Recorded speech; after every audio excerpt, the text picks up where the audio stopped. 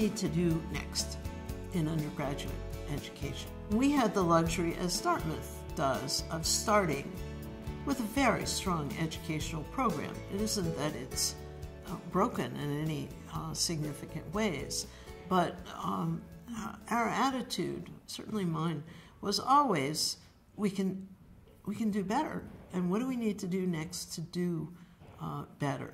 And what I found over the years was that if one asked that question often enough of enough faculty members, then some themes would emerge.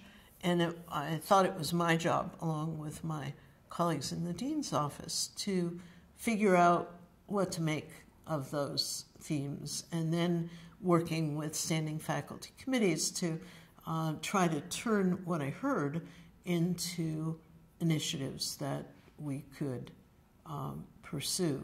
We invite proposals from faculty members for initiatives they would like to undertake, and we provide summer stipends, we provide support for research assistance, for the acquisition of new teaching materials, for the use of technology in ways that will contribute to the project.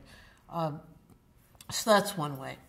If you can provide incentives and say, we're here to help you accomplish your purposes, parentheses, our purposes. There are things like renovating introductory courses, creating new interdisciplinary course sequences, using technology in innovative ways to enhance student learning.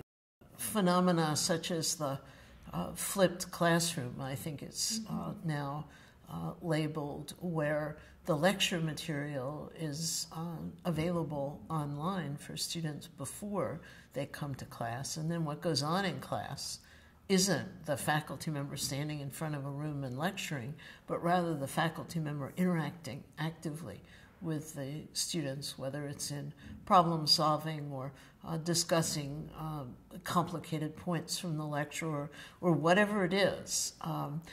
A different mode of education in the classroom made possible because of technology. Listening to the faculty, engaging the faculty, asking people what they wanted to accomplish, what they needed help in accomplishing, and then figuring out how to create the vehicles, the structures, the initiatives, how to obtain the funding to allow them to accomplish what they wanted to accomplish. That's basically how we went about it. My wonderful president, Harold Shapiro, for whom I worked for a good part of my deanship, used to say that if we were to stand still, we would fall behind. And that's true of all of our institutions. So you have to figure out how to seize new opportunities, how to enable faculty members to do new things in the curriculum as well, of course, as in their research, and how you can make important steps forward in terms of the structure of campus life, residential life. You've got to keep doing all of that, and it's a tricky balance to strike, but I think it's really essential.